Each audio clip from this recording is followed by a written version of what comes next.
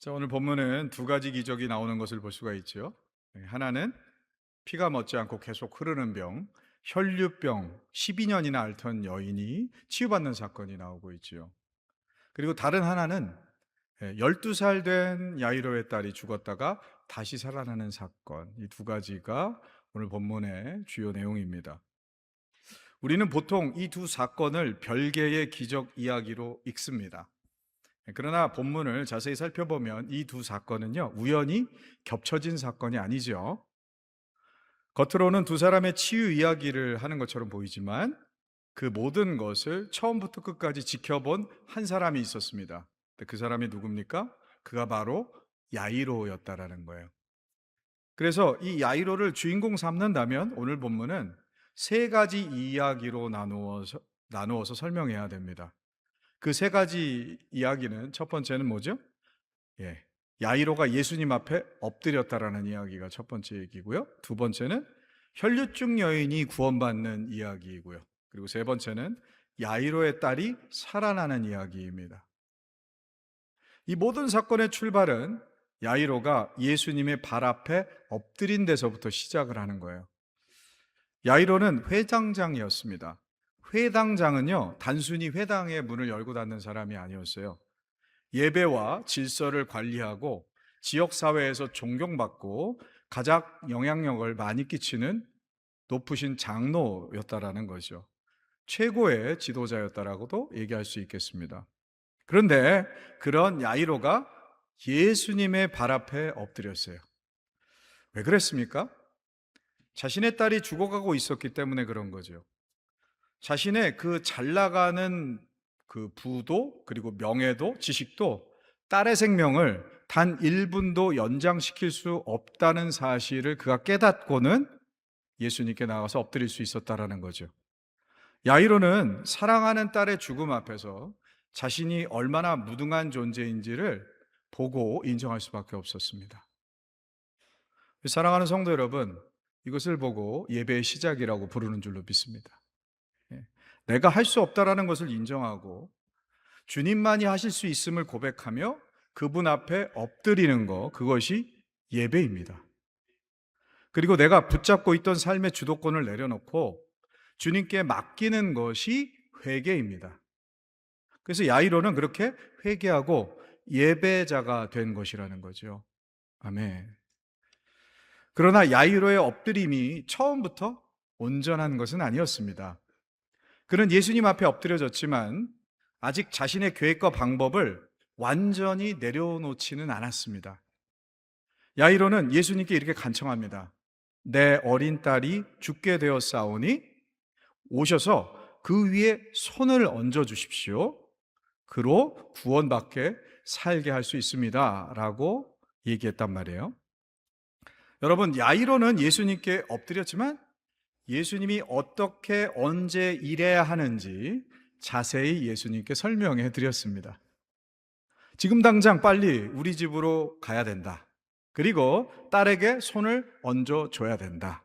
그렇게 병이 낫는 겁니다. 라고 얘기한 꼴이 됐단 말이에요. 예수님께 주도권을 드리는 것 같지만요, 여전히 때와 방법은 자신이 결정하고 있습니다. 아마 자신이 그렇고 있다라는 사실조차도 모르고 있었을 거예요. 여러분, 우리의 기도도 이와 비슷할 때가 많이 있죠. 주님께 맡깁니다 라고 말하면서요, 속으로 이렇게 생각합니다. 주님, 제가 원하는 때에 요것으로 응답해 주십시오. 제가 생각한 방법으로 해결해 주십시오. 다른 방법은 안 됩니다예요. 그걸 어떻게 하냐고요? 나는 그렇게까지 기도 안 한다고요? 하지만 내가 생각한 때와 방법이 아닐 때는 시험에 들거나 삐지거나 한숨 쉬지 않습니까, 여러분? 그런 반응이 나오는 것은 이미 자기 때와 방법만 고집하고 있다는 증거가 되는 것입니다. 내 때와 방법을 고집하고 있지 않다면 어떤 때와 방법이 내게 주어지더라도 아멘 할렐루야 할 수 있는 것 아니겠어요? 여하튼 놀라운 것은요, 예수님께서 그런 야이로의 불완전한 엎드림을 거절하지 않으셨다라는 거예요. 너 지금 엎드리는 거 부족한 거 알아. 너 지금 엎드리는 거 나 속이는 거 알아. 기만하는 거 알아. 그래서 나는 너랑 같이 갈 수 없어. 제대로 엎드려라고 하지 않았단 말이에요. 여러분, 우리의 엎드림이 자기중심적이고 우리의 기도가 이기적이며 우리의 믿음이 흔들릴지라도 일단 주님께로 방향을 돌려 엎드리면 예수는 그 자리에서부터 우리와 함께 걸어가 주시는 분인 줄로 믿습니다. 아멘. 예수님은 야이로와 함께 집을 향해서 그렇게 출발하셨습니다. 야이로는 속으로 이제 안도했을 거예요. 모든 일이 자신의 계획대로 진행되는 것처럼 보였기 때문에 그렇습니다. 그런데 바로 그때 전혀 예상하지 못했던 일들이 끼어들어오죠. 가는 도중에 12년 동안 혈류증을 앓던 여인이 예수님의 옷에 손을 대는 사건이 있었던 거예요. 이 여인은 피가 멈추지 않는 병을 앓고 있었어요. 성경에서 피는 생명의 상징이죠. 그러므로 이 여인의 삶은 12년 동안 생명이 계속 빠져나가는 삶이었다라고 할 수 있겠습니다.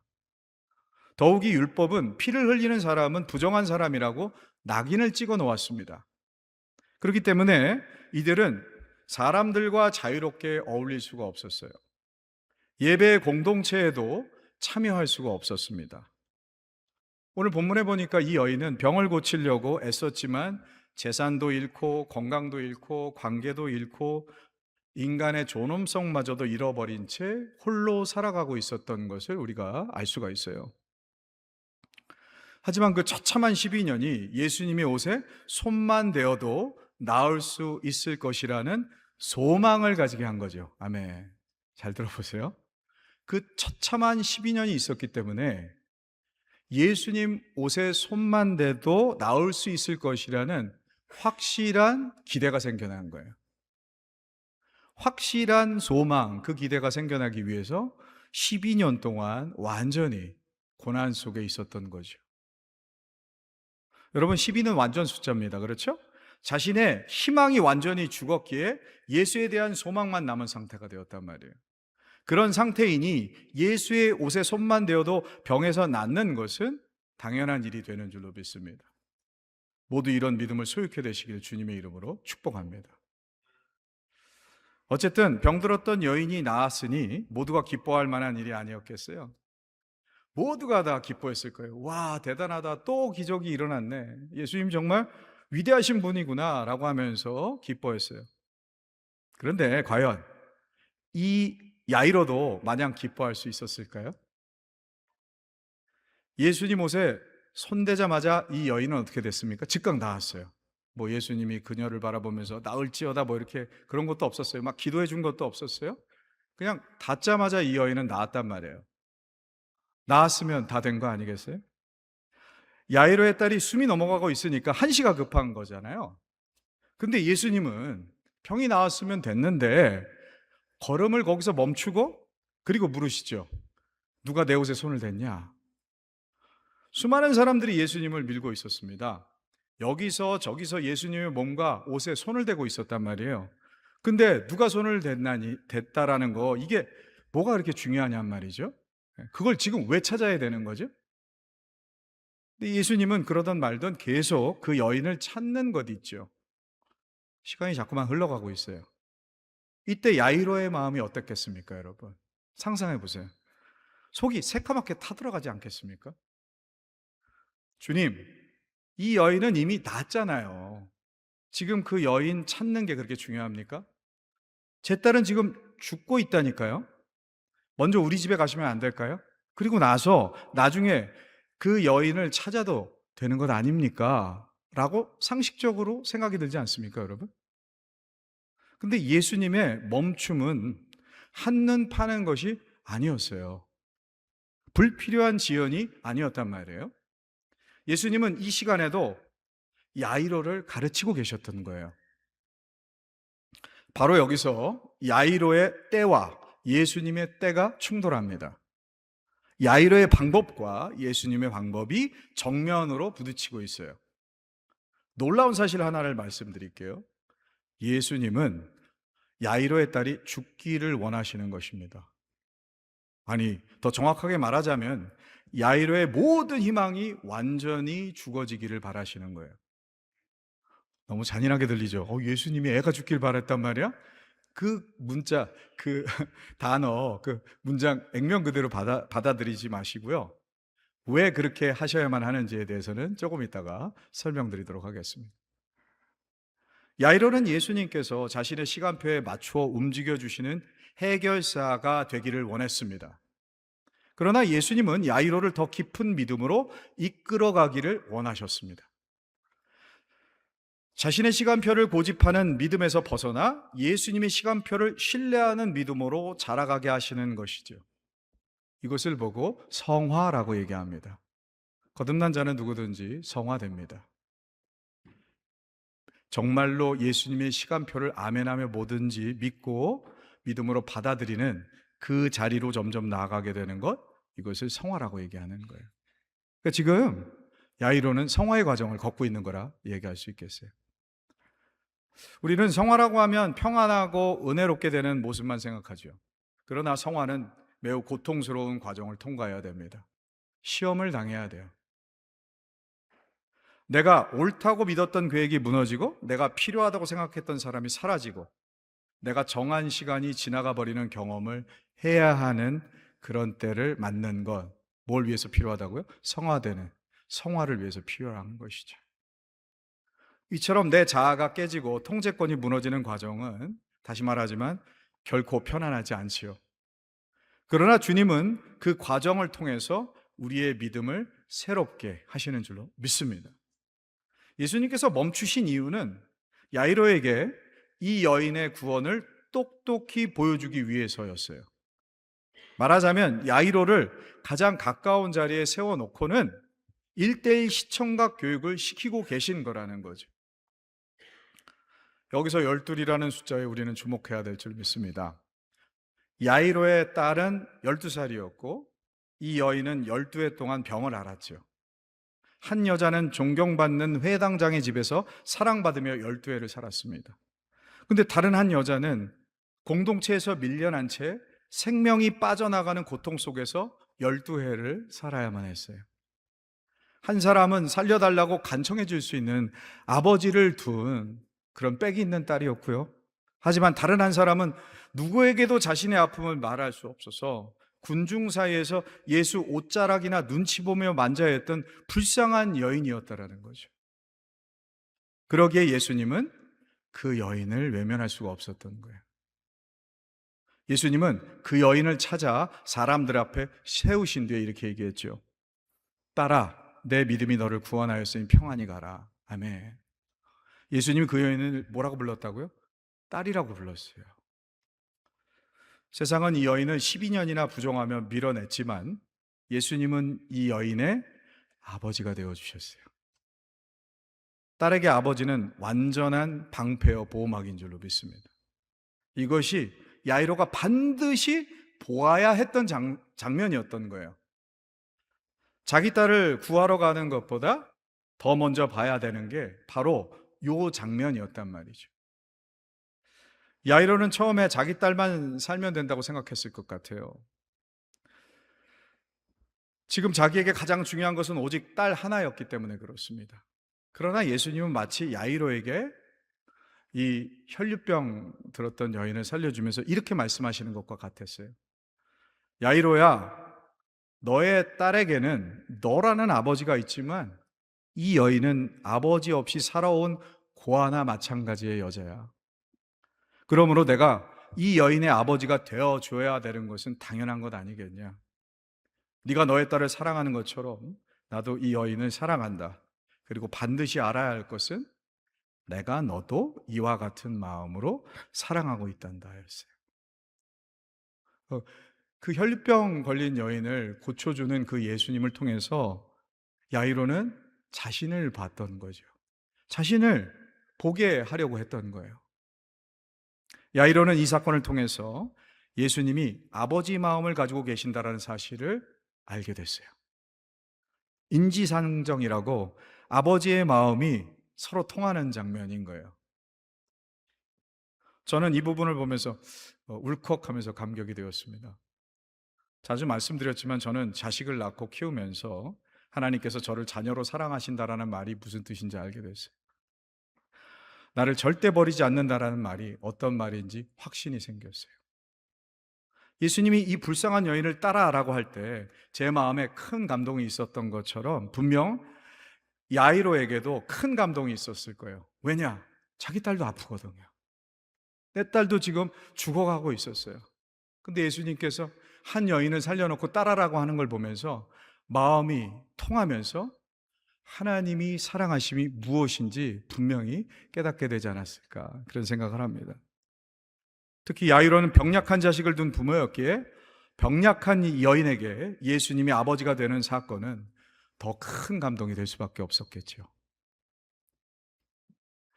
야이로는 이렇게 지경이 넓혀지는 믿음이 되었습니다. 누구 때문에? 예수 그리스도 때문에.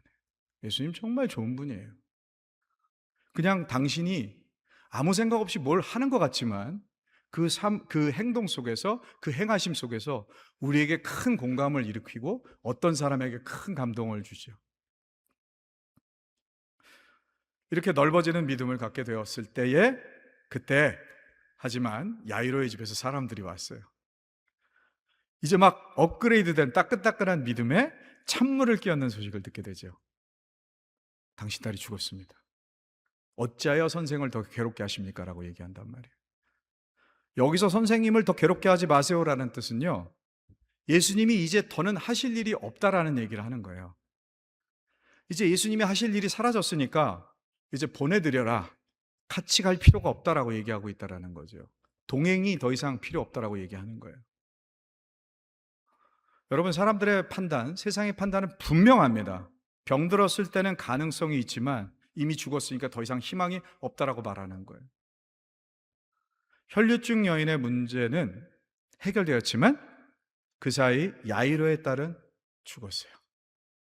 야이로에게 예수님의 멈춤은 너무 비싼 대가처럼 보였을 거예요.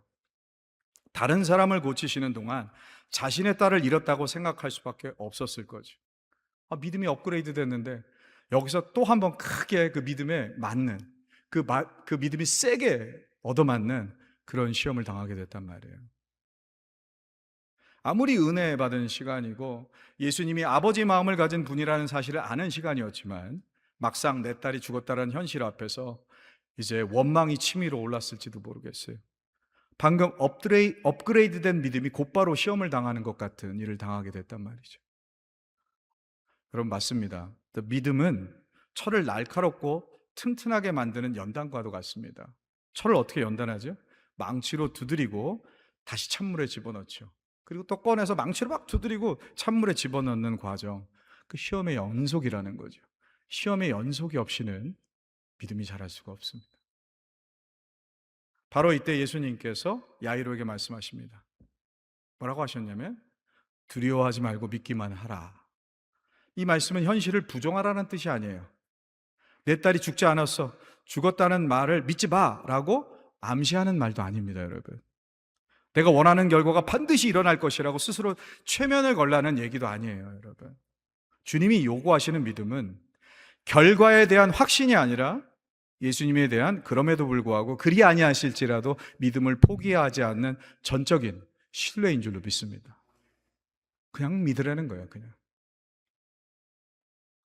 상황은 결국 야이로의 기대와 완전히 반대로 흘러갔어요. 자신이 원하던 방법은 실패했고 자신이 정해놓은 시간도 지나가 버렸죠. 딸이 죽었기 때문에 이제는 예수님을 찾아간 목적과 이유마저도 다 사라지고 말았어요. 찾아간 이유가 없어졌단 말이에요. 완전히 실패하고 말았어요. 근데 예수님께서 말씀하십니다. 야이로야, 너의 계획은 끝났지만 나는 끝나지 않았어. 너의 방법은 실패했지만 내 능력은 실패하지 않았어. 사람들이 모든 것이 끝났다고 말하지만 너는 지금 내 곁에 있는 나만 신뢰하겠니? 라고 묻는 거예요. 예수님은 다 빼앗으세요. 다 빼앗아 놓고 어떻게 하냐면 그래도 나 믿을 거야 말 거야 라고 우리를 믿음의 끄트머리에 서게 한단 말이에요. 여러분, 야이로는 선택해야만 했습니다.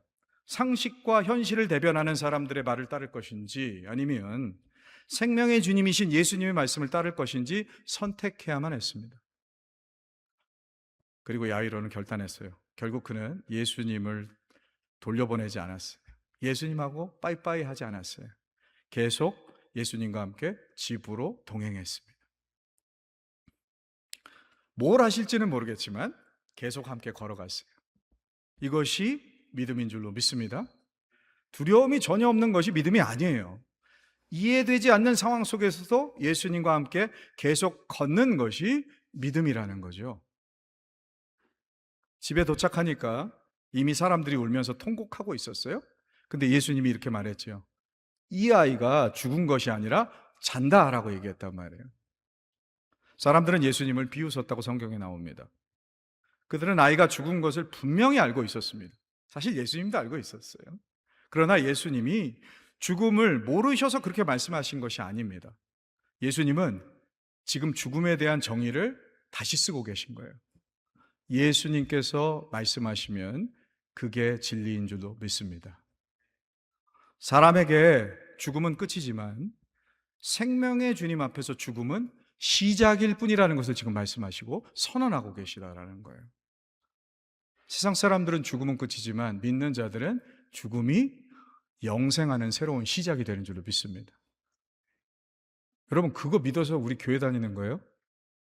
그걸 믿기 때문에 우리가 예수 믿고 헌금하고 여기 봉사하는 거예요. 그 소망 말고 뭘 소망으로 붙으시겠어요? 그 기대 말고 뭘 기대하면서 살아가겠어요? 사람 늘어나는 거? 교회가 커지는 거? 으쌰으쌰 뭐 하는 거? 그런 겁니까? 아니요. 우리에게 소망이 있다면 죽고서 영생하는 시작이 일어나기 때문이에요. 거기서 오는 힘으로 모든 것들을 이기면서 믿음으로 나아갈 수 있죠. 그럼에도 불구하고 그러지 못하고 시들시들 하신 분이 계시다면 믿음이 더 필요한 사람일 뿐이에요. 주님과 또 동행하면서 가셔야 되는 분이라는 얘기가 되는 거예요. 아직도 내 아젠다가 있다라는 얘기가 되는 거예요. 당시 율법에는 시체를 만지면 부정해진다고 했습니다. 그러나 예수님은 죽은 아이의 손을 주저하지 않고 붙잡으셨어요. 그리고 말씀하셨어요. 달리다고 소녀야 일어나라. 예전에 어떤 부흥 강사님이 이 설교를 했던 거 지금도 기억나요? 제가 청년 때 여기서 달리다곰을 멋있게 하셨어요. 큰 소리로 달리다곰 막 이렇게 하셨어요. 사람들이 다 감동받더라고요. 근데 그런 뜻이 아니에요. 이건요 그냥 엄마가 애 자고 있는데 툭툭 치면서 야 일어나 밥 먹어야지 빨리 일어나 이런 뜻이거든요. 그러니까 의도를 정확하게 여기서 예수님이 전하고자 하는 메시지를 정확하게 아셔야 되는 것 같아요. 그런 말씀을 들어야 되는 것 같아요. 다 들으시라고 사인이. 예수님의 말씀이 들리자 죽음은 즉시 물러났고 소녀는 일어나서 걸었습니다. 야이로가 처음 원했던 것은 무엇이었죠? 예수님께서 서둘러 자기 집에 오셔서 딸 머리에 손을 얹고 병을 고쳐주시는 것이었어요. 이것이 야이로가 세운 계획과 시간표였습니다. 이거 아니면 다 틀린 거예요. 처음에 이런 자세였다니까요. 이거 아니면 틀린 거라고 생각하는 거라니까요. 그러나 하나도 그렇게 된 게 없죠. 야이로의 것들은 싸그리 하나도 그대로 되어진 것이 없어요. 하지만 차라리 잘 된 일입니다, 여러분. 그렇기 때문에 예수님은 병든 아이를 고치는 정도가 아니라 죽은 아이를 일으키는 기적을 보이실 수 있었던 거죠. 아멘. 아멘. 야이로는 집에 빨리 오기를 바랬지만 예수님 늦게 오셨어요. 야이로는 아이의 머리에 손을 얹기를 원하셨지만 예수님은 손을 잡으셨어요. 그리고 달리다고 일어나라라고 말씀하셨어요. 그렇게 하심으로 어떻게 됐다고요? 완전히 다른 차원의 예수님을 경험할 수 있었던 거죠. 그렇게 구원 얻는 차원의 믿음을 완성하는 것인 줄로 믿습니다. 구원 얻는 차원의 믿음은 완전히 예수에 의해서 되어지는 것을 봐야 그래야 완성되는 믿음인 줄로 믿습니다. 그러므로 오늘 본문에서 가장 큰 기적은 딸이 살아난 것이 아니라 야이로가 죽어도 부활하는 믿음으로 완성된 것인 줄로 믿습니다. 아멘. 사랑하는 성도 여러분, 우리 삶에서 응답이 지체되는 때가 있습니다. 분명히 기도했는데 상황은 좋아지지 않아요? 빨리 해결되어야 하는데 주님은 멈춰 계시는 것처럼 보입니다.